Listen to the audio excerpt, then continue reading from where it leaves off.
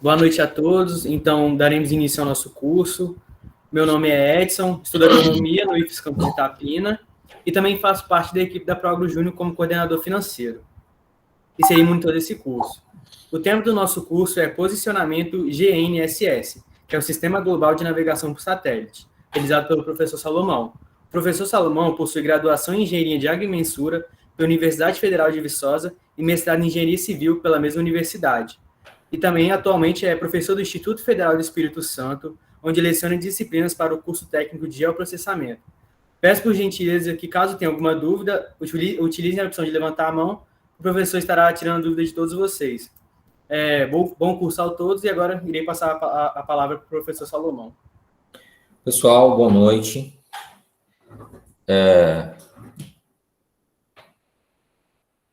Vamos conversar um pouquinho sobre posicionamento por GNSS hoje. Eu já tenho uma história com o campus Itapina.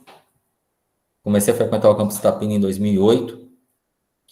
E alguns de vocês aqui que estão assistindo essa fala hoje, eu já tive a satisfação de conhecer e, inclusive, conviver. Alguns nomes aqui são bastante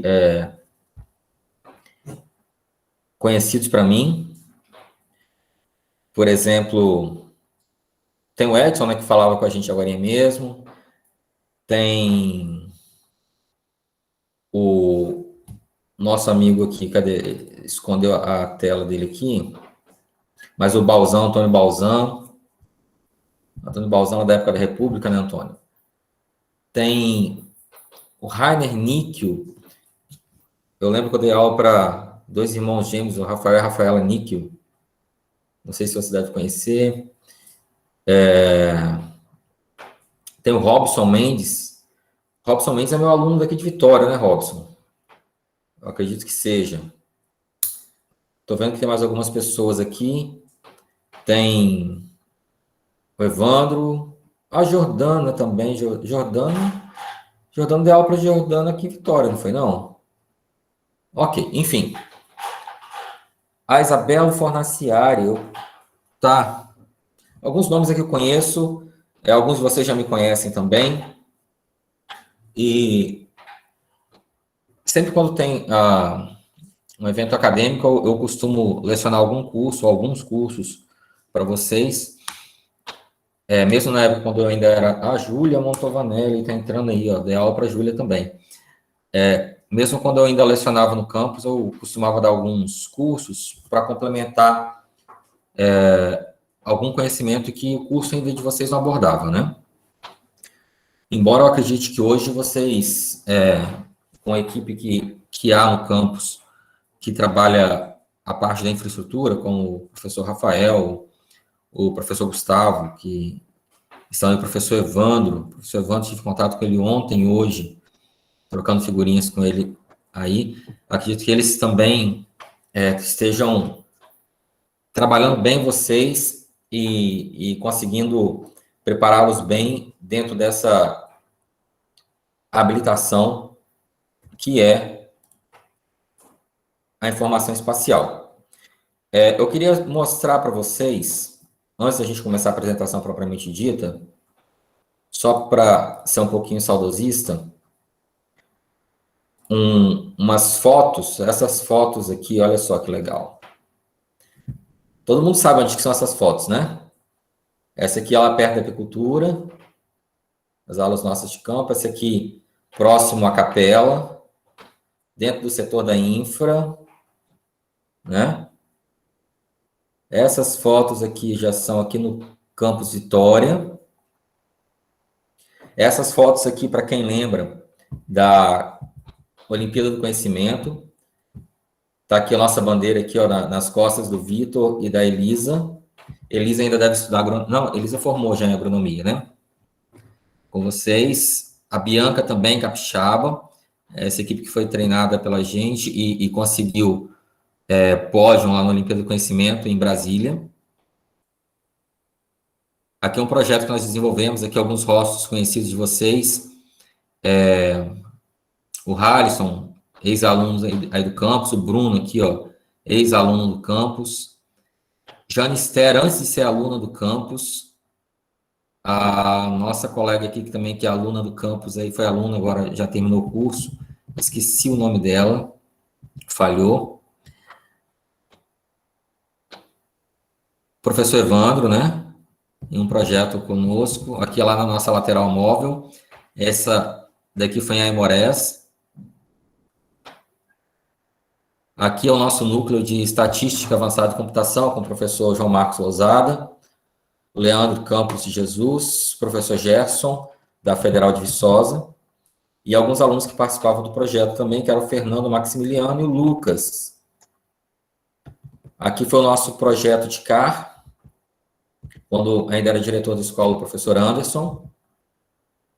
Aqui é uma parceria nossa com o outro colégio agrícola aí do lado, que é o EDESA, em atividades que nós desempenhamos juntos. Aqui a equipe do EDESA que trabalha conosco.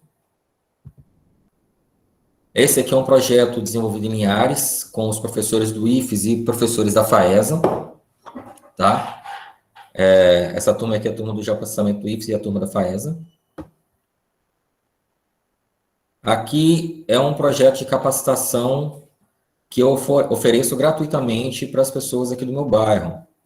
Então, eu capacito o pessoal dando curso aí de topografia, de aerofotogrametria, de geodésia celeste, gratuitamente para as pessoas que estão procurando emprego. E aqui é o espaço onde eu estou falando para vocês, minha salinha, onde eu dou minhas aulas, onde eu faço minhas atividades, tá bom? Então, tá bom.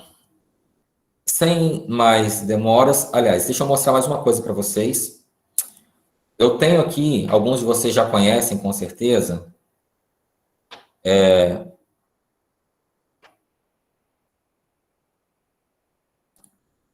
alguns de vocês com certeza já conhecem o meu site. Se você digitar aqui no Google, informações espaciais, IFES, vocês vão acessar o meu site, que tem nele... Ah, que legal, peraí. Deixa eu abrir aqui pelo outro navegador. Esse navegador é bloqueado para isso. Informações espaciais IFES, que é o meu site, onde vocês vão achar algumas aulas, tutoriais, apostilas, livros, programas de computador para topografia, alguns treinamentos e cursos, tá bom? E, inclusive, vídeos que alguns de vocês, inclusive, gravaram. Tem alguns vídeos aqui de estudantes, olha. Tá? Enquanto aqui tá pesado para carregar. Tem também um canal no YouTube. Se você entrar lá no YouTube, você vai ver um canal meu chamado Aulas de Ciências Espaciais. Aí tá aqui, ó. Você vai ter esse canal meu aqui, que é o Aulas de Ciências Espaciais, com um bocado de vídeo interessante também para vocês, tá bom? Dito isto, e já agradecendo a presença, vamos começar a nossa apresentação sobre o GNSS. Pronto. Nós vamos falar hoje sobre a utilização de GNSS, tá?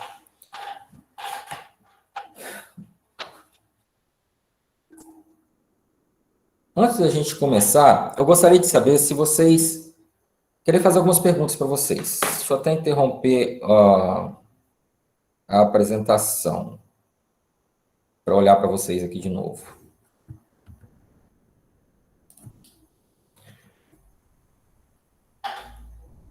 Alguém de vocês conhece o termo GNSS? O que significa?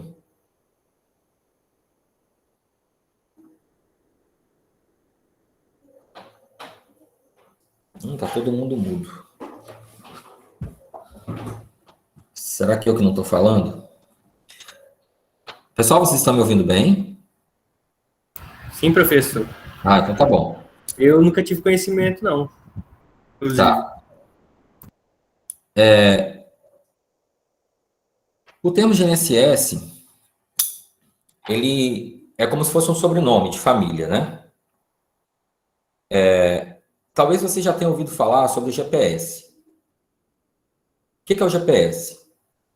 É um sistema global de posicionamento. Acontece que ele é o único sistema de posicionamento global por satélites? Não. Então, existem outros sistemas de navegação por satélite.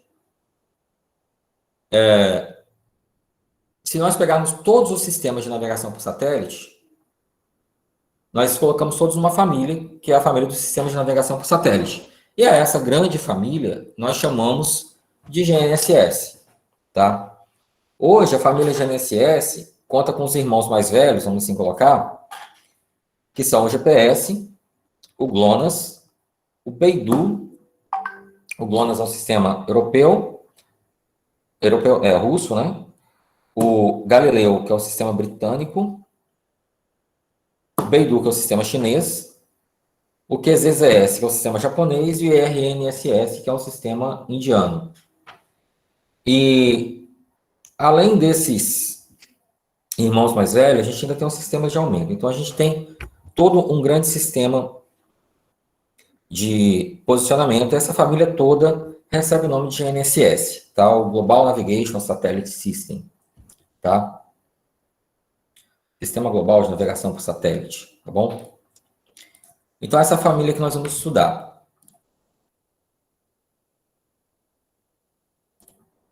Então, continuando. Para que a gente utiliza o GNSS? O GNSS, ele é utilizado basicamente para que nós obtenhamos posições na superfície da Terra. Antigamente, para você obter uma posição, você se orientava com relação ao norte magnético, por exemplo. Você se orientava com relação à posição de alguma estrela. E aí você aplicava isso a um sistema de referência. Então você tinha a sua posição no globo. Hoje, para você obter a posição com precisão sobre o globo, você conta com esse sistema. Ou com esses sistemas, tá? Então, a finalidade do sistema hoje, para nós, para o uso civil, é basicamente encontrar posições sobre o globo terrestre. Mas é claro que ele também atende outras finalidades mais específicas, principalmente para finalidades científicas, que são, por exemplo, estudar a atmosfera. Então, é possível fazer isso também. Aqui no Brasil, a gente trabalha o posicionamento por satélite, ou a geodésia por satélite, ou a geodésia espacial, através do Sistema Geodésico Brasileiro, também conhecido como SGB. O que é o SGB? É um conjunto de pontos que foi implantado, que tem coordenadas conhecidas e que vai descrever geodesicamente a superfície dentro do nosso país, tá bom? Então, todas as informações espaciais que nós utilizamos dentro do nosso país, eles têm que ser referenciados ao Sistema Geodésico Brasileiro. Então, quando eu falo, por exemplo, que eu vou fazer um trabalho e esse trabalho precisa ser georreferenciado aqui no Brasil, eu estou falando que esse trabalho ele tem que estar linkado ao Sistema Geodésico Brasileiro. Sistemas de referência. O que são sistemas de referência? As coordenadas referidas aos sistemas de referência geodésicos são apresentadas de três formas. Elas podem ser cartesianas, elas podem ser geodésicas e elas podem ser planas.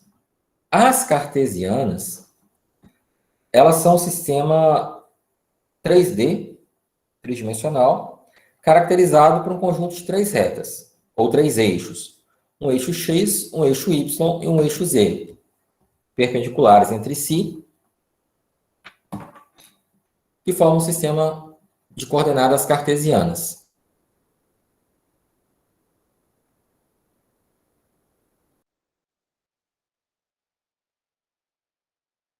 ele vai receber o nome de Sistema Cartesiano Geodésico.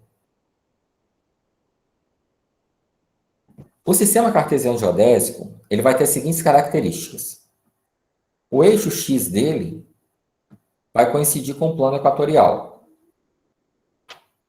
Ou seja, ele vai apontar o eixo X para a longitude de 0 graus. O eixo Y vai fazer um ângulo de 90 graus, utilizando o mesmo plano. E o eixo Z vai apontar para o norte. Tá? A origem vai estar localizada no centro de massa da Terra. Esse sistema ele é utilizado para posicionamento no sistema GPS e um dos elipsóides utilizados para esse sistema é o WGS-84. Então, aqui, olha só, nós temos o sistema cartesiano. A origem dele é no centro da Terra. O eixo X passa pela longitude 0. E ele está contido no plano do Equador. O eixo Y também está contido no plano do Equador, mas faz um ângulo de 90 graus, com a latitude 0, longitude 0. E o eixo Z coincide com o eixo de rotação da Terra. Afora o sistema de coordenadas cartesianas, nós temos o sistema de coordenadas geodésicas. Esse sistema, ele vai trabalhar com o que nós chamamos de latitude e longitude, que são ângulos, são dois ângulos que tornam um sistema de coordenadas polares. E um raio, onde esse raio ele vai ser o próprio raio da Terra. Então, nós temos aqui, olha só, o sistema de latitude e longitude. Nós temos aqui a latitude e nós temos aqui a longitude, onde a longitude ela é medida sobre o plano do Equador. Tá? E a latitude é medida perpendicular ao plano do Equador, sendo que a latitude pode ser positiva ou negativa, né, variando de 0 a 90 graus. E nós temos ainda o sistema de coordenadas planas. Tá? O sistema de coordenadas planas, ele é uma projeção, no caso, e ele pode ser representado através dos componentes norte e leste. A gente geralmente encontra esse sistema representado nos mapas. A propósito, pessoal, deixa eu fazer uma interrupção, que eu quero mostrar uma coisa para vocês aqui antes da gente continuar. Eu vou colocar aqui no nosso bate-papo um link. Deixa eu abrir o nosso bate-papo aqui. Esse link que eu vou colocar para vocês é de uma pasta no Google Drive. Nessa pasta tem essa apresentação, que é uma apresentação bastante simplificada sobre posicionamento de GNSS. Tem uma apresentação mais completa, bem maior também, sobre posicionamento de GNSS, com detalhes mais técnicos, para quem quiser detalhes mais técnicos. E tem alguns programas de processamento de dados GNSS, que vocês vão poder utilizar, tá bom? Inclusive que a gente vai utilizar hoje. Então, se alguém quiser utilizar esses programas já hoje, ou, em vez de ficar só vendo minha demonstração, que eu vou demonstrar aqui para vocês, já pode instalar esses programas no seu computador e vocês poderão utilizar junto comigo para processar os dados. E lá tem um pacote de dados que a gente vai utilizar também na nossa aula de hoje para processar, tá bom? Então, vamos lá. Bom, nós temos algumas superfícies que nós utilizamos no sistema de referência. Uma delas é o geóide, a outra é o elipsóide e a outra é a superfície física. Elas são utilizadas para referência de altitude. Para eu explicar isso para vocês, deixa eu mostrar essa figura aqui. Nessa figura, eu tenho a superfície física da Terra. Superfície física da Terra. Essa superfície é onde a nossa vida acontece. Por exemplo, quando eu vou lá para o bairro Colômbia, perco o ônibus e estou pedindo carona para voltar para a escola, eu estou pedindo carona sobre a superfície física da Terra, certo? É aqui que eu estou pedindo carona. Quando eu saio do alojamento lá... Professor, Oi. você está fazendo pelo slide? Não está aparecendo, não. Não está aparecendo slide. Eita, nós. Costumo cometer esse erro aqui com vocês. Desculpem. Mas aqui tá a figurinha. Então, aqui, ó. Conseguem ver agora? Sim, professor. Sim, obrigado. Sim. Então, aqui é essa superfície física da Terra, essa superfície marrom aqui, ó. Tá bom? Então, quando eu tô lá no alojamento e quero sair lá para fazer minha aula lá na piscicultura, então eu vou caminhando sobre a superfície física da Terra, tá? As minhas atividades cotidianas acontecem aqui nessa superfície. As características dessa superfície que a gente conhece é a seguinte: ela é uma superfície real e ela é extremamente irregular e difícil de representar. Eu não consigo representar essa superfície por meio de uma equação, tá bom? Eu tenho uma segunda superfície que é o meu geóide. Eu não vou entrar muito em detalhes sobre o geóide, mas ele é uma superfície onde todos os pontos do geóide têm a mesma força gravitacional. Então, ele continua sendo uma superfície irregular, porém ele é menos irregular do que a nossa superfície física. E se a gente considerar que, hipoteticamente, o mar não tenha correnteza, não tenha vento, que a Lua não exista, por exemplo, e não tenha regime de marés, e que o mar seja uma grande piscina, o geóide coincidiria com a lâmina de água do mar. Tá? Como essas abstrações elas não são reais, então a gente tira um valor médio para a altura da maré, a gente tira um valor de maré média. Essa altura ela é medida lá em Imbituba, Santa Catarina, que é chamado Datum Vertical Brasileiro. E de lá, nós partimos com essa altura para todo o Brasil. Esse é o geóide. Qual que é a importância do geóide? O geóide é onde a engenharia acontece. Tá bom? A superfície física é onde a nossa vida acontece. O geóide é onde a engenharia acontece. Por quê? Todo projeto de engenharia, ele é pensado sobre o geóide. Como assim? Veja bem. Se aqui se o geóide são pontos de mesmo potencial gravitacional, então esse ponto aqui, ele vai ter a mesma gravidade que esse ponto aqui. Ou seja, esses pontos aqui, ó, estão todos na mesma altura. Embora isso aqui não seja uma figura regular, mas eles saíram todos na mesma altura. Se a gente pegar um gravímetro e medir, a altura desse ponto vai ser igual à altura desse ponto, tá? Então, quando eu coloco um nível de mangueira, por exemplo, se eu colocar o nível de mangueira aqui, e aqui eu medir 1 metro, e eu colocar aqui, eu vou medir 1 metro também. Mesmo que essa superfície aqui, ela discorde disso. Então, a superfície física, ela nem sempre vai estar concordando com o geóide. Na verdade, quase nunca, tá? Vai estar concordando com o geóide. E aí a gente tem uma superfície hipotética, meramente matemática, chamada de elipsoide, tá bom? Esse elipsoide, ele é uma regressão do geóide. É como se eu fizesse uma simplificação do geóide, de forma que eu conseguisse escrever isso aqui numa equação muito simples.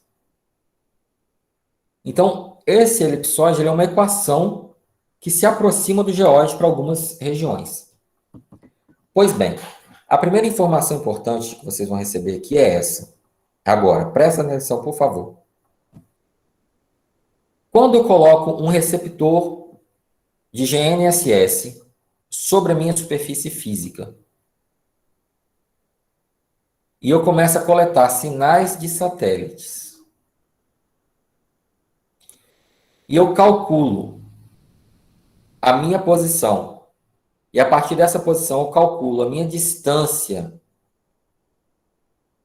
até ou geóide ou elipsoide, olha a informação que eu estou obtendo.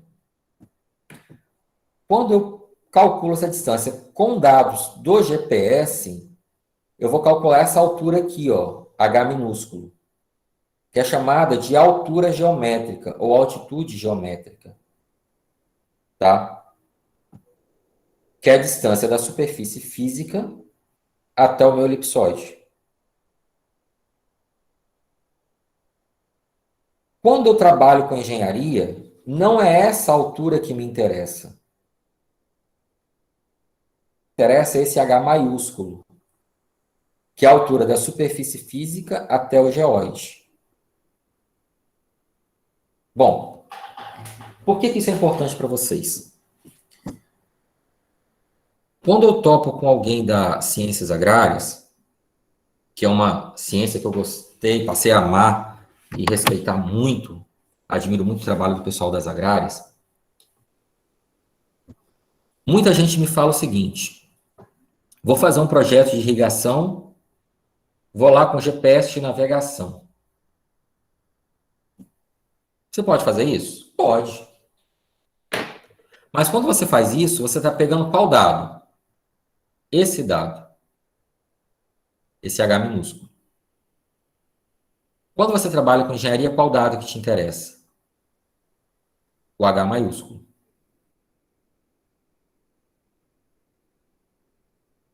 Muitos erros podem ser gerados a partir dessa interpretação. E erros graves. Como, por exemplo, exagerando aqui, você achar que está subindo quando, na verdade, você está descendo. Você está subindo e o seu dado te diz que você está descendo. Isso no projeto de irrigação pode criar um problema muito sério, tá bom?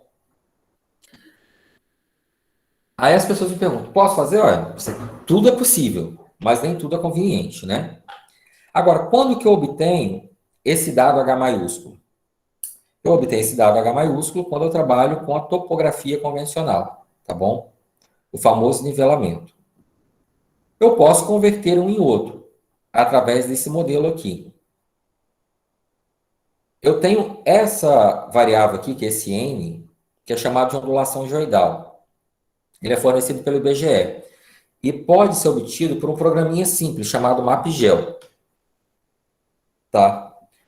Na outra apresentação, eu tenho detalhes sobre como obter o MapGeo e sobre como utilizá-lo. Depois vocês podem acessar e tirar questões a respeito disso. Não vou me ater porque o nosso tempo é curto.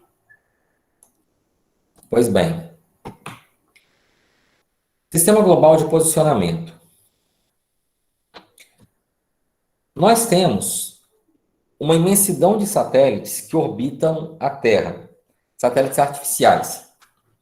E temos vários sistemas de posicionamento. Nós temos sistemas de posicionamento para altimetria, nós temos o DORIS, nós temos algumas outras missões. Nós temos, por exemplo, a VLBI, que é Very Long Base Interference, que estabelece nossos sistemas de referência, baseado lá nos quasares. Nós temos o Lunar Laser Range, nós temos o Satellite Laser Range, nós temos vários sistemas e tecnologias aplicadas aí ao posicionamento por satélites, tá? Entre elas, nós temos o GPS, o Beidou, o GLONASS, o Galileu, que são os nossos GNSS que a gente quer estudar hoje. Então, o termo Global Navigation Satellite System foi criado em 91 e engloba todas essas tecnologias que eu já falei, tá bom?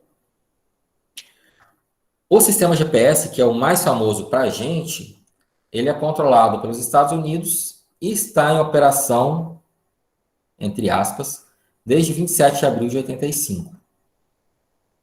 O GLONASS entrou em operação em 95, é controlado pela Rússia. Nós temos ainda o Galileu, que é da União Europeia, e o Compass Beidou, que é da China. É um sistema, o Beidou é o sistema de posicionamento e o Compass é o sistema de aumento.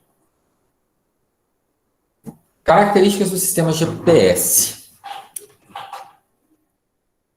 O sistema global de posicionamento e navegação por satélite, ele foi desenvolvido pelo Departamento de Defesa. O fim dele era militar, tá?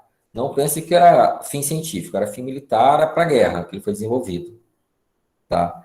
Então, houve 2 programas dos Estados Unidos e depois foi sucedido pelo sistema Transit. O princípio básico desse posicionamento é medir distância entre satélite e receptor. E essa distância precisa ser medida por pelo menos 4 satélites. Vamos lá. Os satélites apresentam, os satélites do GPS, tá? Apresentam como característica o fato de que todos os satélites emitem sinais com a mesma frequência. Outras constelações diferentes do GPS não seguem essa regra, tá? No GPS, sim, eles mantêm a mesma frequência. E emitem sinais, emitem dados relativos ao tempo e às coordenadas do satélite no instante da transmissão. Então, com a antena, você tem acesso a esses dados, você capta esses dados. Esses dados, eles são chamados aqui de efemérides transmitidas, tá? O que é efeméride transmitida? É a órbita do satélite. Quando o satélite está passando, ele calcula previamente uma rota que ele deva seguir e transmite essa rota para você. Algum tempo depois, tipo 48 horas depois da passagem do satélite, são disponibilizadas as efemérides precisas, que melhoram o posicionamento. Beleza. Eu não vou me ater muito em detalhes muito técnicos, por causa do nosso tempo, mas vocês, se tiverem alguma dúvida, vocês podem perguntar e eu respondo para vocês, tá? Bom, características do sistema de posicionamento de GNSS. As efemérides contêm informações relativas à posição e ao erro do relógio do satélite. Ou seja, esse dado da efeméride transmitida ou precisa me fala a posição do satélite no céu. Se eu conheço a posição do satélite e a distância do satélite até o meu receptor, eu consigo conhecer a posição do meu receptor. Então tá aqui, ó. Eu tenho minha órbita, aqui é órbita transmitida e aqui é minha órbita verdadeira. E aqui eu tenho o meu receptor GNSS. Então eu calculo a distância do satélite até o meu receptor. Se eu souber a órbita verdadeira, eu vou ter a posição do meu receptor com mais qualidade. Se eu tiver somente a órbita transmitida, eu vou ter menos qualidade no meu posicionamento.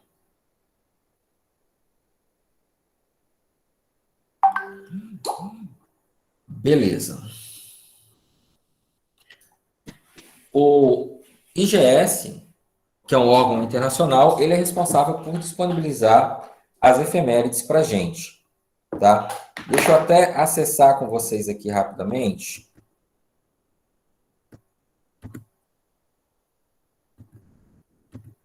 Aqui. Deixa eu acessar com vocês aqui, ó.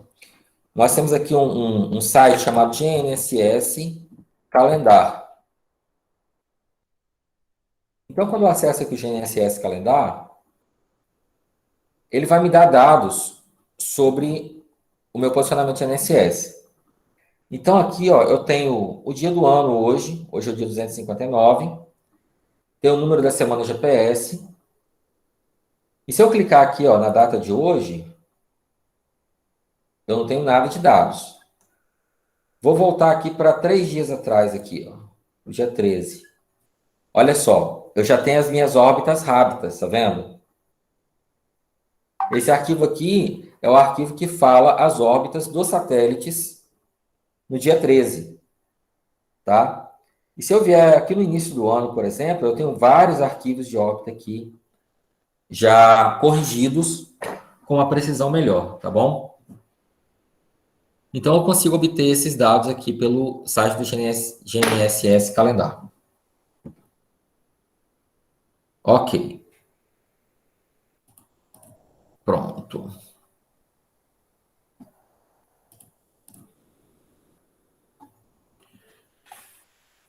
Bom, o posicionamento de GPS está sujeito a erros. A tudo que a gente faz, todas as nossas atividades são sujeitas a erro, na verdade, né? Mas algumas coisas influenciam o sinal GPS. É importante a gente saber quais são esses fenômenos que alteram os dados GPS, para que a gente saiba fazer um posicionamento correto. Então, eu tenho aqui, olha só, a fonte do erro, o próprio satélite, o erro, a órbita, o efeito no meu posicionamento. A órbita errada me gera um erro de até 20 metros no meu posicionamento. Como que eu corrijo esse erro? Pegando as minhas efemérides precisas ou fazendo um posicionamento relativo. Eu vou tentar mostrar para vocês o que é. Multicaminhamento é quando eu tenho uma fonte que reflete meu sinal. Por exemplo, quando eu vou pegar pontos com GPS, próximo a leito de rio, próximo à praia, ou próximo a superfícies espelhadas. Então, o sinal do satélite é como se ele batesse nessa superfície e depois fosse para o meu receptor. Então, ele também gera erros da ordem de 10 a 20 metros no meu posicionamento. Perda de ciclo, que é quando eu passo, por exemplo, debaixo de uma árvore, debaixo de um telhado, e eu perco o sinal. A minha refração troposférica, tá? Que também altera de 2 a 2,5 metros. A refração ionosférica, que é pior, altera até 18 metros aí. E dentro do receptor, a determinação do centro de fase, que chega a alterar de 10 a 15 centímetros a minha posição. Todos isso aqui são fontes de erro para o posicionamento de NSS. Cada fonte de erro dessa tem uma forma de atenuar, às vezes nem sempre corrigir, tá bom? Então tá aqui, ó, essa figura representa bem. Eu tenho aqui minha ionosfera, minha estratosfera e minha troposfera. Quando o meu sinal ele entra na minha atmosfera, ele muda de direção aqui na ionosfera, tá vendo? Em vez de ele fazer esse caminho pontilhado aqui, ó, ele faz esse caminho aqui, ó, que é o erro causado pela ionosfera. O multicaminhamento é quando esse sinal ele reflete em algum lugar e depois vem para o meu receptor. Então, ele também causa esse tipo de erro. Então, tudo isso aqui a gente tem que ter cuidados especiais na hora de se posicionar. Tá? Por exemplo, não posicionar o receptor GNSS próximo ao curso de água, não posicionar ele próximo ao edifício, sobre uma área coberta, sobre uma área com muitas árvores, por exemplo, não é possível utilizar. Utilizar ele sempre em ambientes abertos, ambientes livres. Tem muita gente, pessoal, que acha que com receptor GPS, o cara tem uma empresa e vai fazer trabalhos, por exemplo, de topografia com receptor GNSS. Isso não é verdade. Ele tem o lugar dele, ele tem o momento certo de ser utilizado, e eu costumo dizer que o sistema GNSS, para posicionamento, ele é utilizado principalmente para determinar a nossa base topográfica.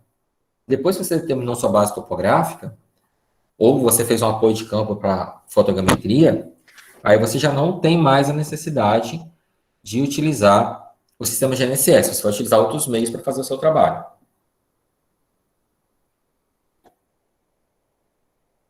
Então, em geral, quanto maior o número de satélites possíveis de ser rastreado no horizonte do receptor, maior será a precisão das coordenadas. Então, quanto mais satélites eu tenho, melhor a precisão. Para descrever a qualidade da minha posição, a gente utiliza esse índice chamado DOP, ou diluição da nossa precisão. O DOP representa, no caso, a relação entre o desvio padrão da posição e o desvio padrão associado às observações. Para ficar mais claro para vocês, tem essa figurinha aqui. Quanto mais embolados os satélites estão, pior o meu posicionamento. Quanto mais aberto eles estão, melhor o meu posicionamento. Então, aqui eu tenho um DOP ruim e aqui eu tenho um DOP bom. Um DOP excelente seria quando os satélites estivessem em círculos sobre o meu céu. Esse seria um DOP que estaria representado pelo número 1. Quando o meu DOP vai piorando, esse valor vai aumentando. Então, o valor 1 é praticamente impossível de ser alcançado. E quanto mais distante de 1, pior é a qualidade do meu posicionamento. A gente trabalha entendendo o seguinte: quando o meu posicionamento está bom, eu tenho um DOP gerando em torno de 2. 1,8, 2, 2,5, a gente está com um posicionamento legal. Quando o DOP passa de 5, aí nosso posicionamento começa a ficar complicado. Isso aí a gente observa em campo através do próprio coletor de dados, tá? Bom, o sistema GPS ele pode ser dividido em 3 segmentos. Eu vou falar rapidamente isso aqui para a gente poder fazer os exercícios, tá? O segmento espacial, o segmento do usuário e o segmento de controle. Para adiantar esses slides, eu vou falar o seguinte. O segmento espacial são os satélites que compõem o sistema. O sistema hoje, ele disponibiliza para a gente pelo menos 12 satélites em qualquer hora do dia. Você teria o acesso a esses 12 satélites. É claro, devido a obstruções do próprio ambiente, edifício, morro, enfim, montanhas, alguns obstáculos, você não vai ter acesso a todos os 12. Mas se não houvesse obstáculo nenhum, se a Terra fosse uma esfera perfeita, a qualquer momento do dia você teria acesso a 12 satélites. Os segmentos de controle são as equipes que monitoram os satélites, que controlam a posição deles, que controlam os dados, que, na verdade, fazem o sistema funcionar. E o segmento de usuário somos nós com os nossos receptores. A gente tem os receptores que a gente utiliza para trabalhos geodésicos, temos os receptores que a gente utiliza para navegação, por exemplo, o GPS do seu carro, o GPS do seu celular. Todos esses equipamentos fazem parte do segmento do usuário, tá bom? Então, eu vou adiantar aqui um pouquinho para a gente poder entrar logo no posicionamento, porque esses dados aqui são bastante técnicos e eu acredito que o que a gente quer está aqui, ó, a partir daqui. Métodos e técnicas de posicionamento de GNSS. Como que a gente faz, de fato, para encontrar uma posição utilizando GNSS? Nós temos basicamente 2 métodos, tá? Para simplificar para vocês. Nós temos o método absoluto. O método absoluto é quando eu tenho um receptor e este um receptor vai me dar minha posição. Essa posição dada por um receptor, ela é passível de uma certa imprecisão. O termo correto, na verdade, seria uma falta de acurácia, tá? Por N motivos que não cabe a gente detalhar em 2 horas. Mas, em suma, o posicionamento absoluto é aquele que utiliza apenas um receptor. Por exemplo, quando eu estou utilizando o GPS do meu carro, eu estou praticando um posicionamento absoluto. O que acontece, para vocês entenderem, quando eu utilizo o GPS do meu carro? Eu tenho um programinha que me pega aquela posição e me coloca em cima de um mapa. Por melhor que seja o meu mapa, e eu queira fazer um trajeto, sair da minha casa e ir até um supermercado, eu vou ter que entrar em alguma rua. Pode acontecer de que ele esteja falando para mim assim, olha, daqui a 50 metros você vai entrar numa rua. Eu falo assim, ó, daqui a 50 metros eu vou ter que dar atenção para entrar nessa rua. Quando eu vou ver, ele está indicando 50 metros, mas eu já passei da rua. Porque o posicionamento dele não é um posicionamento que me permita metros de precisão, tá? Esse posicionamento absoluto. Existem técnicas que podem melhorar, mas a princípio não. E eu tenho o posicionamento relativo.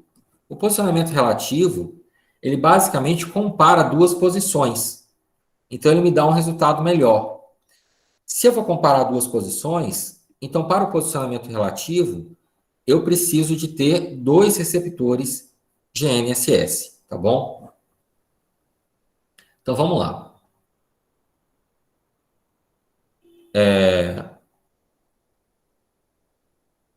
Já falei aqui do posicionamento absoluto para vocês. Eu quero mostrar como é que ele funciona. Então tá aqui, ó.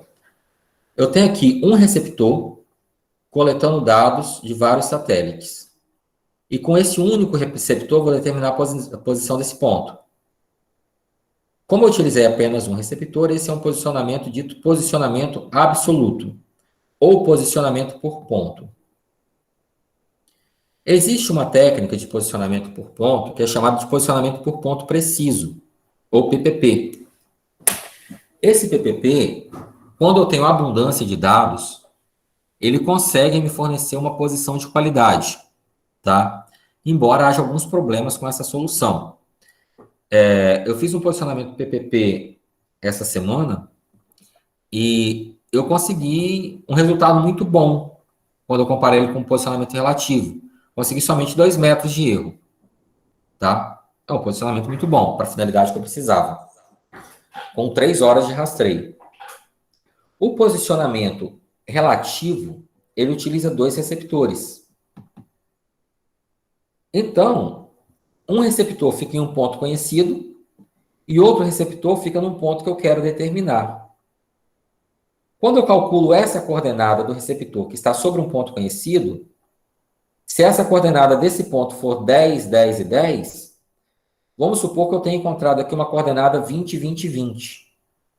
Então, eu sei que eu estou 10 metros em X, 10 metros em Y e 10 metros em Z fora desse ponto.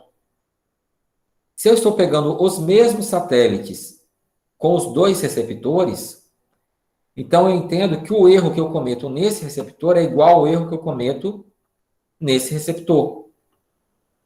Então, eu posso aplicar correções de forma que eu puxe 10 metros em X para esse, 10 metros em Y, 10 metros em Z.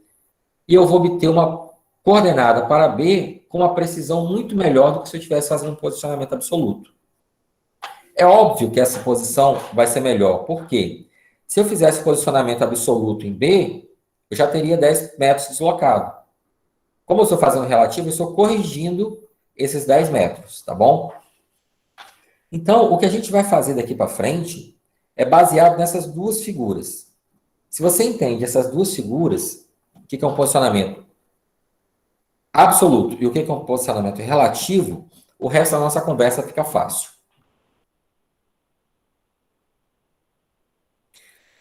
Então, vamos lá. Eu tenho aqui, ó, 2 estações.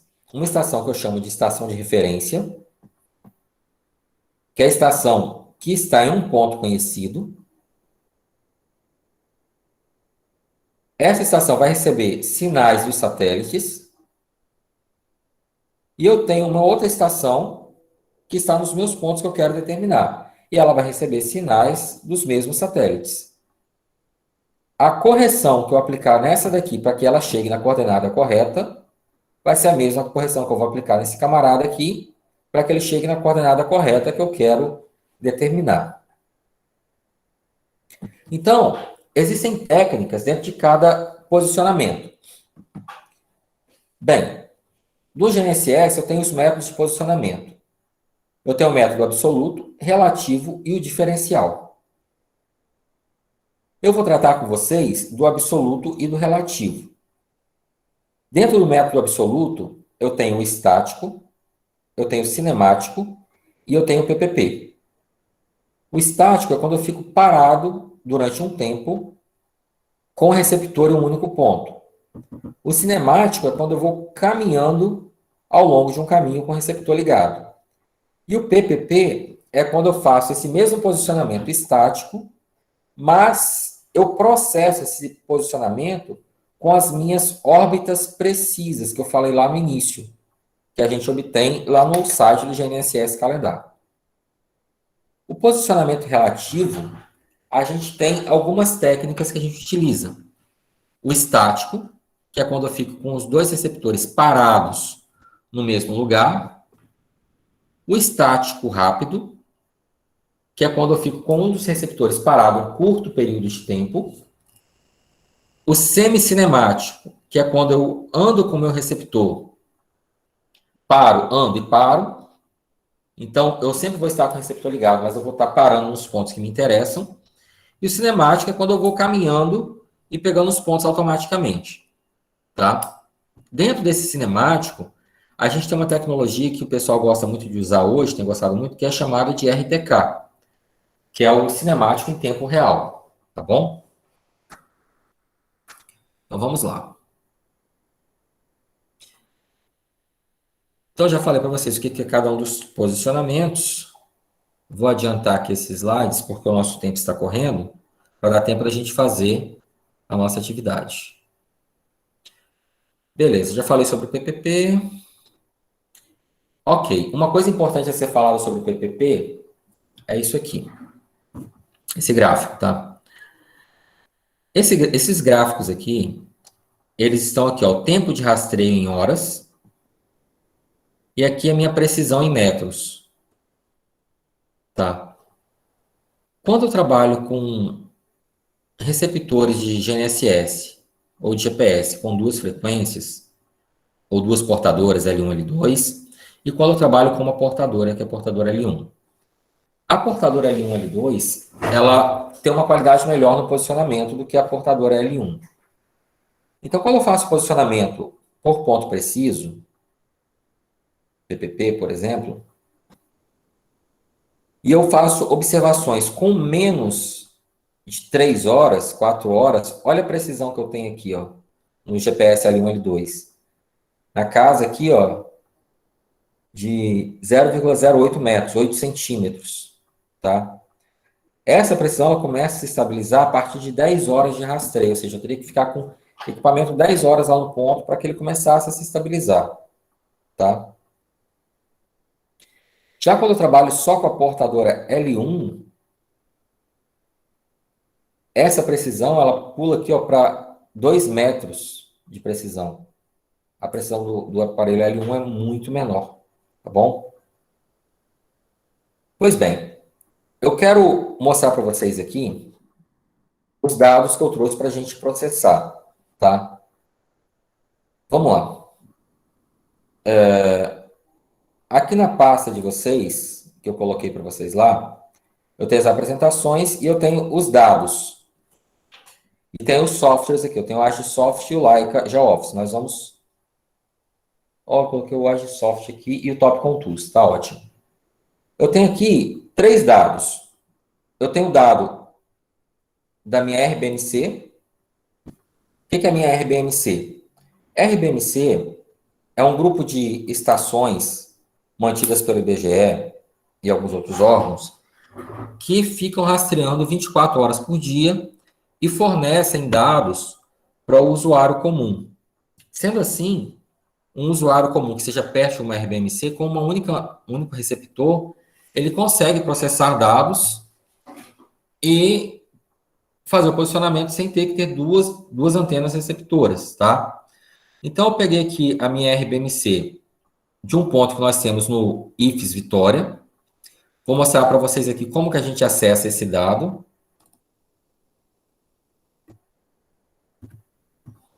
Aqui, olha só, para acessar a RBMC, a gente acessa o site do IBGE.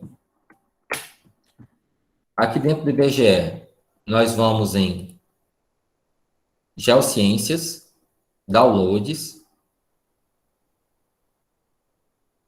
Dentro de Downloads, nós vamos em Informações sobre Posicionamento Geodésico, RBMC.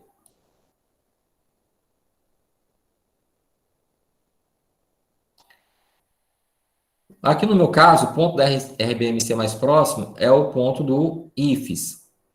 Então, eu vou vir aqui nos meus dados. Vou ver aqui, ó, 2021. E vou procurar o dia que eu fiz o meu levantamento. Lembra que eu mostrei para vocês lá no GNSS Calendar, ó? Como é que a gente acha o dia? GNSS Calendar. Aqui, ó. Hoje é o dia 259. Se eu tiver feito esse levantamento no dia 22 de abril, vai ser o dia 112, tá vendo? Então, eu vou procurar aqui, ó. Vamos lá, dia 112. Vou no dia 112. Tá aqui, ó. E no dia 112, eu procuro os meus dados. que o meu dado aqui do CEF. E ele já vai pedir para eu fazer o download desse dado, tá vendo? Então, eu tenho esse dado aqui. Tá aqui. Eu tenho o memorial descritivo desse ponto, que é esse arquivo aqui, ó. Nesse arquivo, eu tenho as coordenadas desse meu ponto da RBMC. Tá? Tem aqui a coordenada UTM Norte, UTM Este e o meridiano central. Bom? Estão aqui os meus dados. Se eu quiser os dados em latitude e longitude, eu tenho. E se eu quiser em cartesianas geocêntricas, eu tenho também. Que são as 3 tipos de coordenadas que eu apresentei para vocês no início da apresentação. Coordenadas geodésicas, latilonga ou coordenadas polares, coordenadas cartesianas geocêntricas e coordenadas de projeção. No caso, a UTM. Tá bom? Então, aqui eu tenho o relatório. Onde que eu encontro esse relatório, professor? Vamos voltar lá na página do IBGE. Voltando aqui na página do IBGE, ó. IBGE.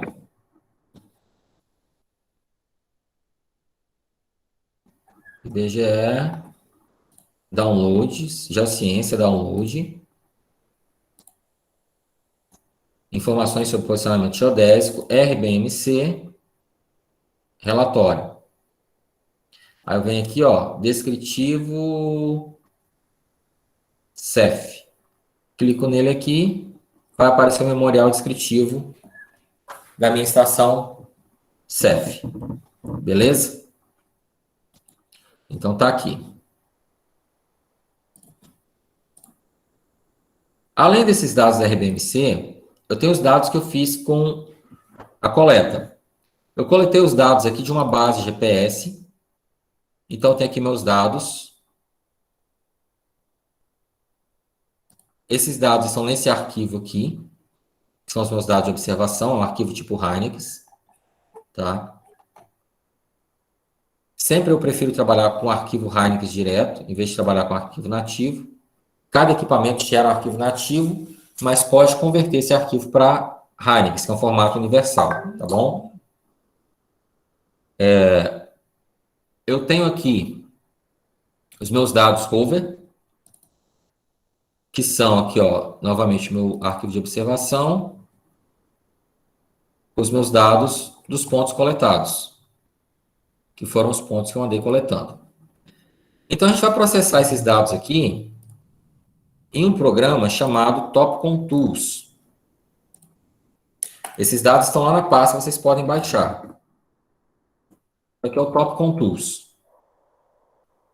Vou abrir o programa Topcon Tools.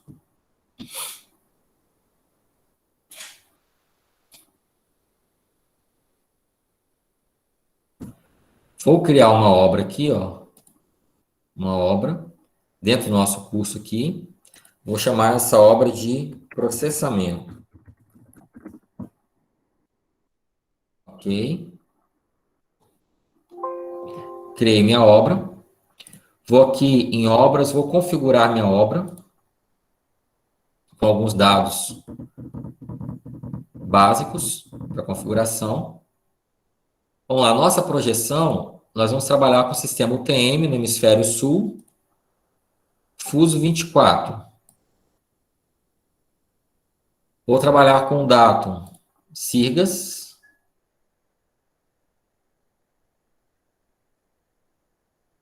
E vou trabalhar com minhas coordenadas no formato de grid. Vou dar OK. Então, a primeira coisa que eu vou fazer é importar os meus dados. Então, eu vou vir aqui, ó, obra, importar. Vou importar quem primeiro aqui, ó, vamos lá. Vou importar aqui, ó, os meus dados do meu rover primeiro.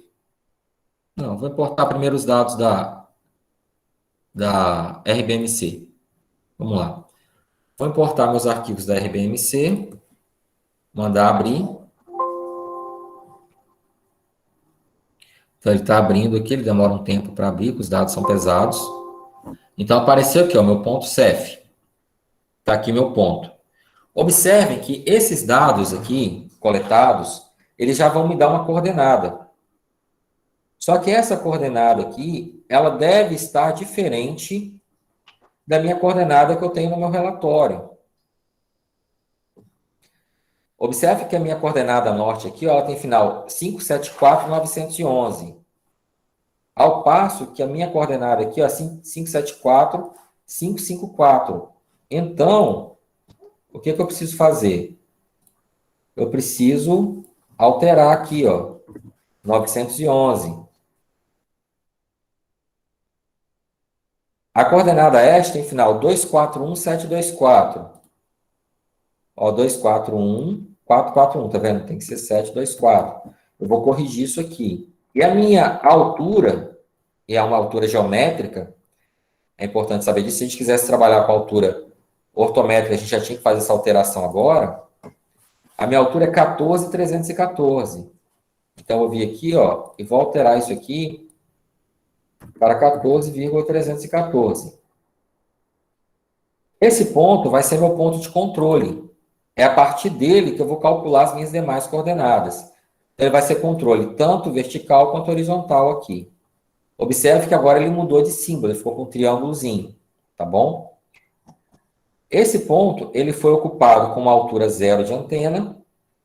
A data foi dia 10/8/2021, até dia 11/8, e teve 24 horas de ocupação, e ele foi ocupado no método estático, tá bom? Vou salvar isso aqui. Agora, esse ponto é minha RBMC. Eu coloquei um ponto para servir de base nesse levantamento. Então, eu vou importar esse ponto base agora. Vou vir aqui, ó, em obras, importar F3. Eu tinha dado F3 aqui, mas eu prefiro no menu para vocês verem. Em vez de importar a RBMC, eu vou importar a minha base GPS aqui, ó. Vou importar meus arquivos da minha base. Perceba aqui que eu tenho meu arquivo div5 aqui, ó. Então, já vai aparecer um novo ponto para mim. Que é esse ponto com essas coordenadas. Vai aparecer minha ocupação, onde eu vou colocar a altura da antena. E aqui foi 2,02. 2,02 foi a altura da antena. E o tempo que eu fiquei rastreando esse ponto, que foi de 6 horas. Tá? Além dessa guia, já apareceu uma guia aqui de observações, ó, que é esse vetor que vai do CEF até o div5. Tá bom? Ele ainda não está solucionado porque eu não processei. Quando eu selecionar esse vetor aqui e clicar em processar aqui, ó, ele vai processar esse vetor. Fez o processamento, ó, e o resultado agora é que ele está fixado. Ele poderia dar fixo ou flutuante. Não seria ideal que ele desse flutuante. O ideal é que a solução dê fixa. E, além disso, ele me informa a precisão horizontal com a qual determinei essa posição, que foi de 4 milímetros a precisão horizontal e de 8 milímetros a minha precisão vertical, tá? Após 6 horas de rastreio, tá bom? Mas esse aqui foi o meu ponto base.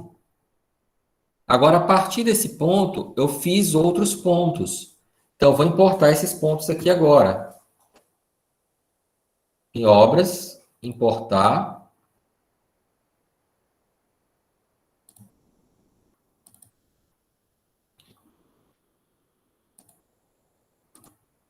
Rover. Hynix.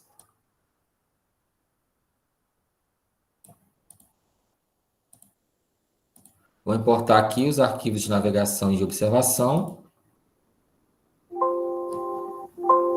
Olha aqui a quantidade de pontos que eu tenho aqui agora. Tem essa quantidade de pontos aqui. Bem, vamos nas nossas ocupações. Percebam o seguinte. Eu liguei o equipamento e coletei todos esses pontos aqui sem desligar o equipamento. Então, o primeiro ponto de div5 está estático, assim como a base. Já os demais pontos, observe esse ponto sem nome. Ele está como gol. e o tempo de duração dele foi de 2 minutos. Ou seja, esse aqui, na verdade, não é um ponto, ele é um caminho que eu tracei para sair de um lugar e chegar até outro. E eu demorei 2 minutos nesse caminho. Assim como no próximo aqui, eu demorei 3 minutos. Então, esses pontos aqui, eles não me interessam, na verdade. Eu vou excluir esses pontos, ó. Vou deletar esses camaradas. Outro ponto Go aqui, ó. Quando eu sair do 3 para ir para o 2. Tem um Go aqui, ó. Vou apagar esse Go. Quando eu sair do... Ó, mais um aqui, ó. 5 minutos. Entre o 5 e o NV1. Vou apagar esses camaradas aqui, ó. Vou apagar esse cara. Vou deletar. E aí eu vou fazendo esse tratamento, ó. 11 segundos, 1 minuto, 5 minutos, 7 minutos. Então, esses pontos aqui são pontos cinemáticos, que não são interessantes para o meu levantamento agora. Eu estou trabalhando apenas com os pontos estáticos. Se eu mantiver esses pontos aqui no meu processamento, eu posso ter problemas de precisão depois, tá? Então, por isso que eu vou excluir esses pontos.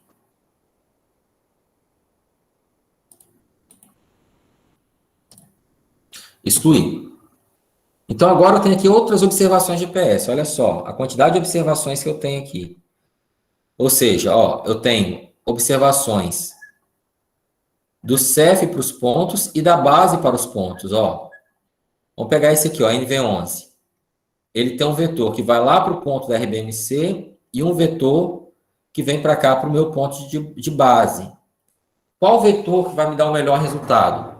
Eu espero que o melhor resultado seja dado nesse vetor e não nesse. Por quê? Porque eles estão mais próximos um do outro. A qualidade da observação tem tudo a ver com a distância entre os dois receptores do posicionamento estático. Tá bom? Então, eu espero que sejam melhor essas posições. Mas a gente vai fazer um processo depois que vai melhorar isso também. Então, eu vou fazer uma seleção aqui agora de todos os vetores, e vou pedir para que o sistema processe. Observe que as soluções aqui são todas none, né? Sem solução.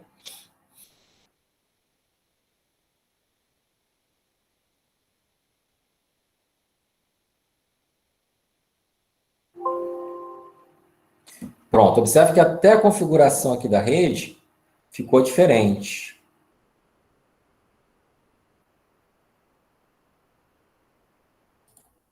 Olha aqui, ó. Esse ponto aqui, por exemplo, ele estava apontando aqui para baixo, agora ele está lá em cima, tá vendo? Olha aqui meus pontos aqui, ó, que eu precisei determinar. Olha aqui meus pontos que eu precisei determinar, ó. Então, eles estão aqui. Agora, vamos ver aqui as observações, o que aconteceu.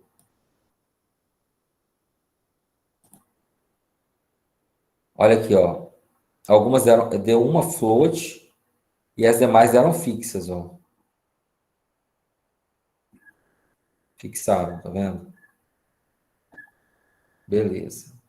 E a precisão dos pontos aqui, ó, 6 milímetros, 17 milímetros, 9 milímetros, 15 milímetros. Algum aqui que deu float, ó, o que deu float, a precisão foi de 78 centímetros. 78 centímetros é muita coisa para precisão, tá vendo? E aqui eu tenho os meus pontos com as coordenadas este e norte e altitude, já calculados. Eu posso melhorar isso aqui fazendo o ajustamento desses pontos. Então, vem aqui, ó, processar, ajustar. Vou fazer o processamento.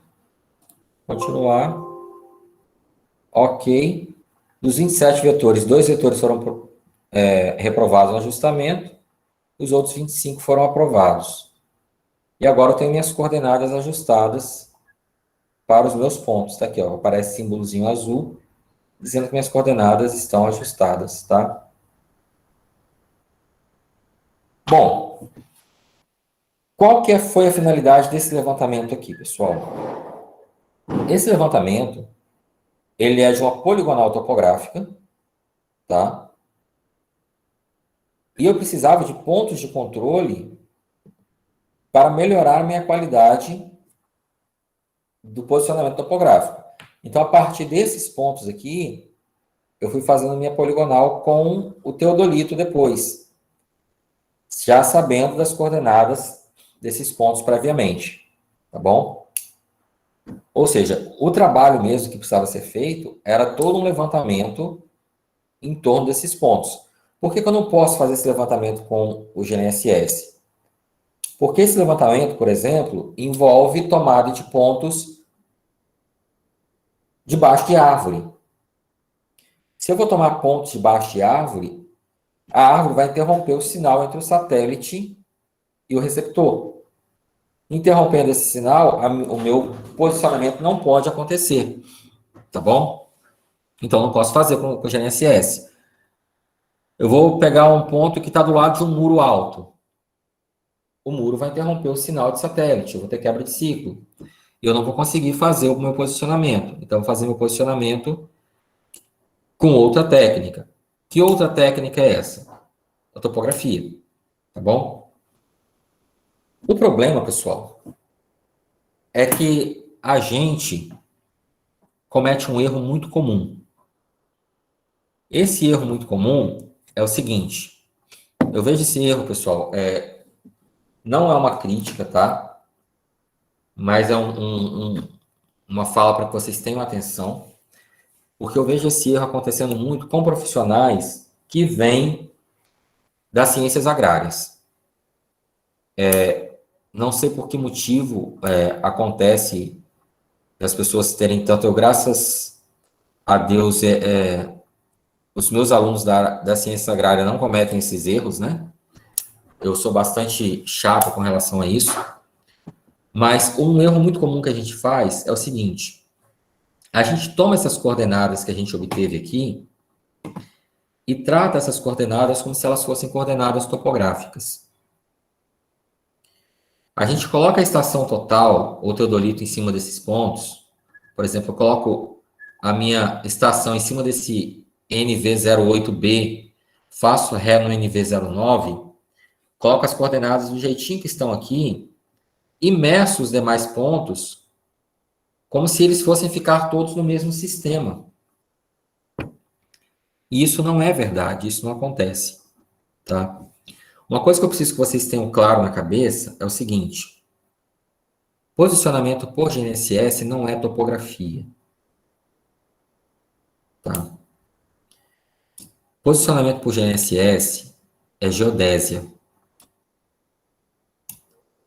Para que eu possa utilizar esses dados na topografia, eu preciso que eles ainda passem por um outro tratamento.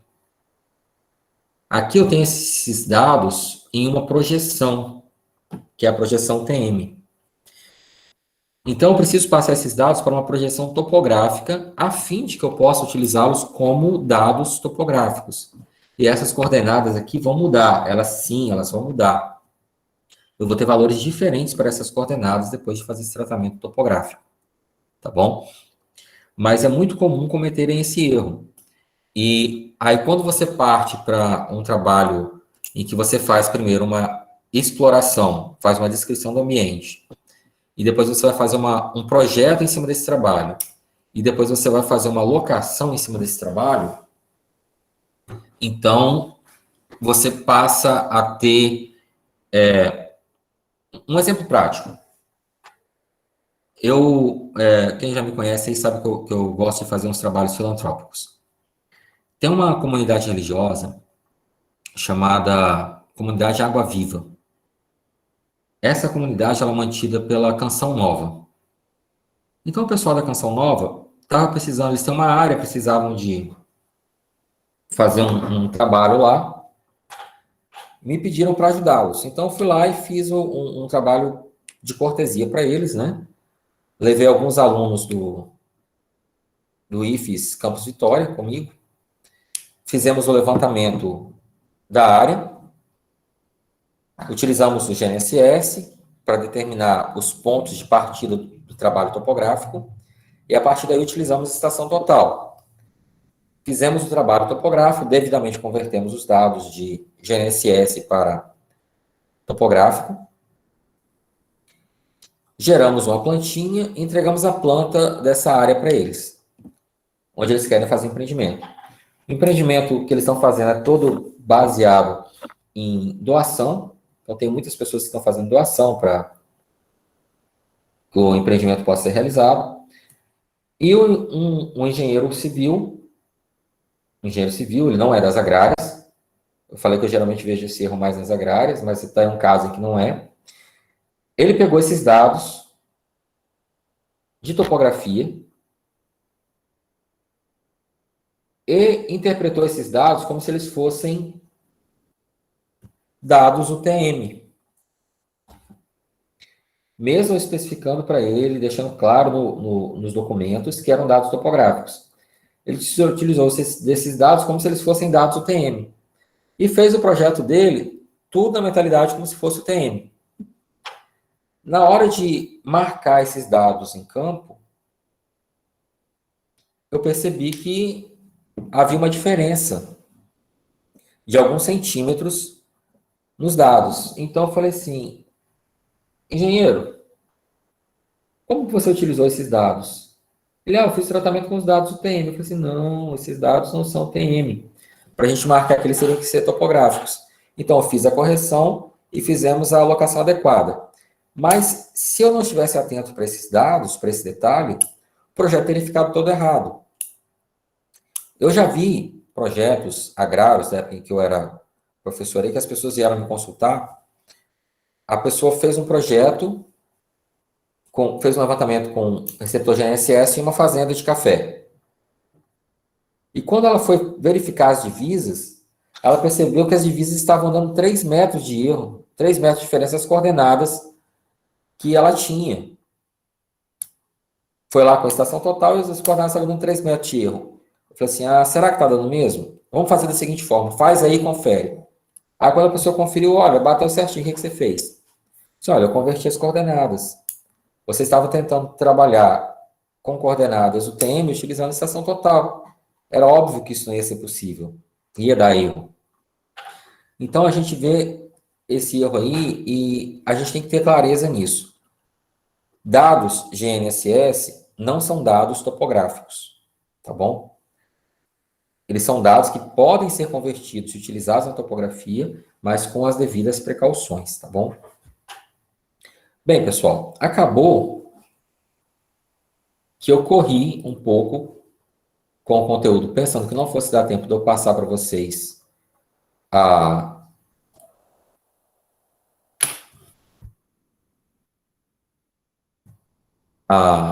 o exercício, e deu tempo de eu passar o exercício para vocês.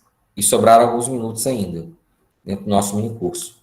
Eu gostaria de abrir para vocês, para que vocês tirassem dúvidas, expusessem dúvidas. Eu tenho certeza que alguns de vocês que estão acompanhando aqui já trabalham também com o sistema, já têm algum conhecimento, e que encontram ou não dificuldades para fazer a gestão. Olha, Bruna Magnani está aí, foi minha aluna também, Bruna Magnani, né? Eu gostaria de abrir para vocês, pessoal, para quem tiver alguma dúvida, quiser fazer alguma colocação, e aí, de repente, a gente até aprofunda em algum ponto específico.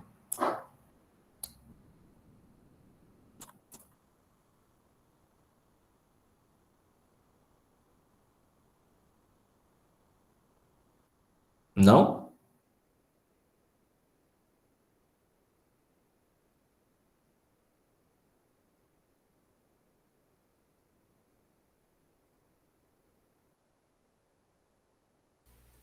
Boa noite, professor.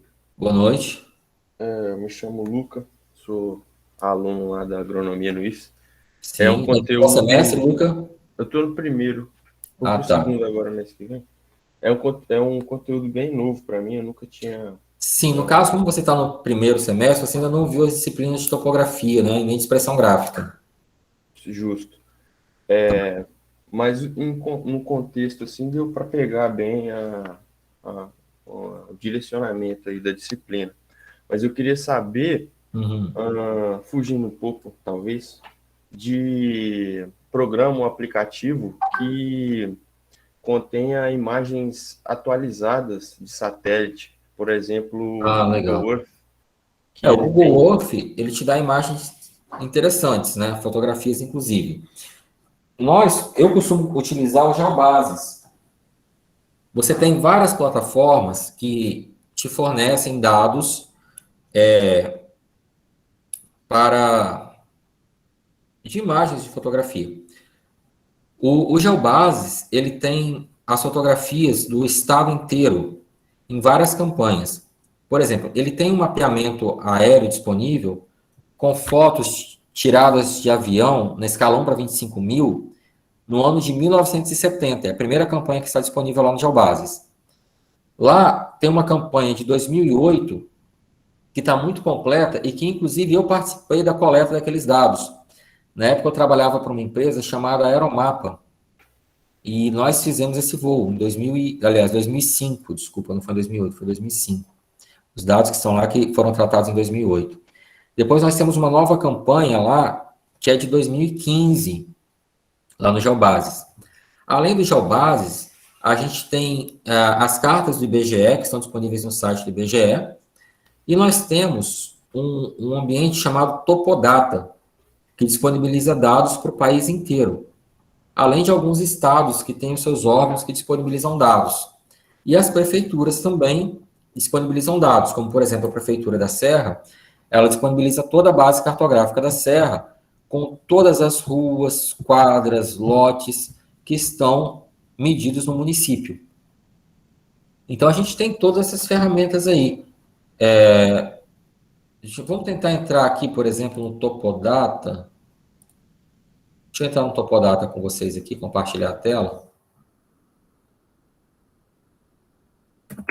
Tem tempo que eu não uso o Topodata, vamos ver se eu lembro como é que eu entro nele aqui, ó. Aqui, ó, pronto. Aqui eu entro aqui nos dados aqui, ó, e eu consigo acessar esses dados aqui, ó. Eu tenho aqui as cartas do Brasil inteiro, tá vendo? Então, eu vejo aqui, ó, minha latitude, minha longitude, e eu consigo acessar essa carta. Eu preciso aqui da carta 20S450. Então, eu consigo acessar esses dados aqui, tá? Aqui tem explicadinho como é que você faz o acesso dos dados, mas é um material bastante interessante. Eu Topodata, tem o GeoBases. Aqui no GeoBases, olha, eu consigo acessar aqui, ó, o novo imaginamento de 2019 2020, disponível para download. Tá vendo? Vem aqui em downloads, ó. Aí eu venho aqui, ó, ortofoto mosaico de 2012, 2007, 2008, de 1970, base contínua em escala 1 para 100 mil. Ó, cartas topográficas do IBGE na 1 para 250 mil. Então, eu tenho bastantes dados aqui que eu consigo acessar, tá bom? Dentro do próprio site do IBGE, eu consigo acessar imagens, fotos, geociências, cartas e mapas, ó. Eu tenho aqui, ó, cartas contínuas, folhas topográficas, mapas regionais, estaduais, municipais, informações ambientais, tá vendo? Redes geográficas, redes geodésicas. Então, eu consigo ter acesso a todos esses dados aqui também pelo site do IBGE. Então, eu tenho várias fontes que me fornecem esse tipo de informação, tá bom? Beleza. Bacana do GeoBases, que é do próprio governo, né? Eu não sabia. Sim, todos esses são do governo, na verdade, né? Aqui a gente não tem. Inclusive, existem algumas empresas que distribuem dados também, só que são dados privados. Você tem, por exemplo, a Lesi Teodolini, que ela vende dados de pontos de GNSS para você utilizar com RTK, com N-Trip ou até como estático. Ela tem uma rede bastante densa, só que você tem que pagar uma assinatura mensal. Acho que são R$100 e poucos a assinatura mensal. Mas é um negócio que vale a pena pagar, a depender do volume de trabalho que você tem. Fica mais barato que você comprar um receptor auxiliar. Tá bom? Mas muito obrigado pela pergunta, Lucas. Beleza, eu que agradeço. Mais alguém? Ó, o professor Evandro está aí, ó.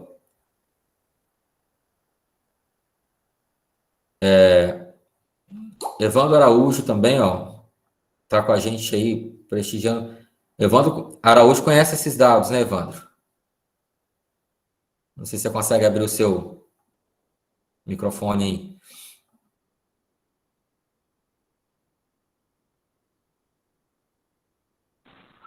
A gente quebra a cabeça um pouquinho com eles aí em campo. Mas você conseguiu compreender, pelo menos assim, de forma rápida, o processo de coleta e processamento dos dados? Sim, deu para compreender bem. Deu para elucidar mais coisa e agora é o processamento ali, como você falou, né, das atividades aí, que é a curiosidade. Ótimo. Pessoal, mais alguém tem... Ó, o Thiago Varnier... Mais alguém tem alguma pergunta, alguma colocação sobre o assunto, pessoal?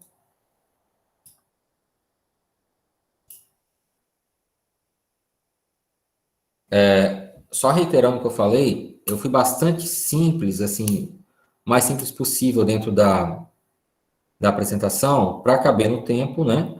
E porque tem uma apresentação de 2 horas. Mas eu tenho um material mais completo que está disponível lá naquela pasta para vocês, tá bom? E vocês podem consultar e podem também entrar em contato comigo. O meu e-mail institucional é salomão.junior, deixa eu escrever aqui para vocês, salomão.junior@ifes.edu.br. Então, está aí no chat, meu e-mail institucional.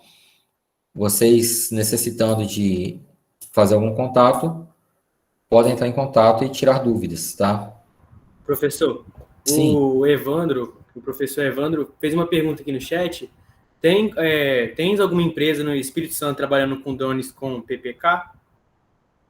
Olha, eu não tenho certeza. O pessoal da Zago está trabalhando com drone. Na verdade, o pessoal da Zago, eles têm, inclusive, representado drones. Não sei se eles já estão trabalhando com PPK. Eu tenho notícias de alguns colegas em Minas Gerais que estão trabalhando com o sistema PPK. Mas o sistema está bastante difundido hoje e o pessoal tem conseguido bons resultados. Por exemplo, eu acompanhei o trabalho de um colega em uma mineradora aqui, na Vale do Rio Doce.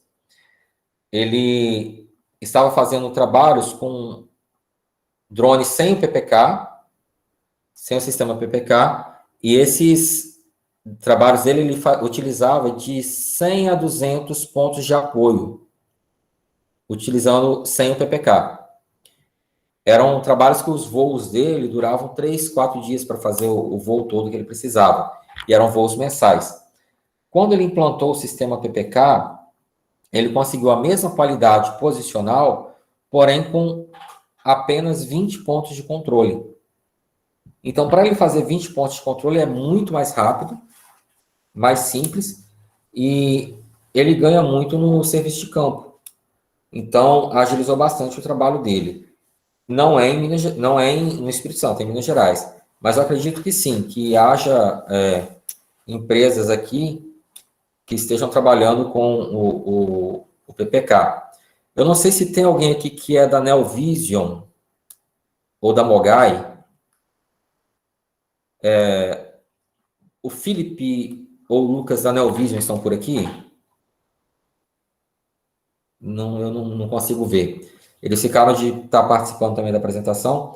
Eles estão trabalhando com vários modelos de drone, desenvolvendo trabalhos lá para Vale do Rio Doce, Petrobras, enfim, outras empresas. E eu acredito que em um dos equipamentos deles, eles têm o sistema PPK instalado. Até porque eles estão trabalhando com escaneamento embarcado no drone, então acredito que eles estejam trabalhando sim. É uma empresa capixaba, que está prestando serviço no país inteiro.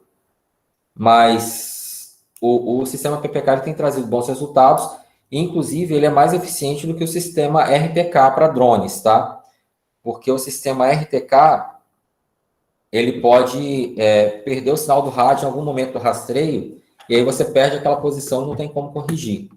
Já o sistema PPK, você pode fazer a correção pós-processada e você vai ter uma qualidade melhor no posicionamento.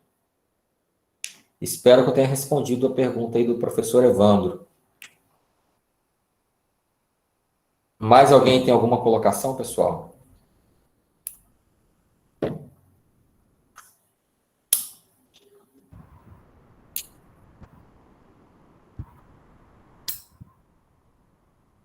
Acredito que não, né? Então, caso ninguém tenha mais alguma dúvida, eu vou estar encerrando o curso aqui. Professor Salomão, em nome de toda a empresa, a gente queria te agradecer por ter tirado um pouco do seu tempo para estar aqui com a gente. Foi uma honra tê-lo conosco.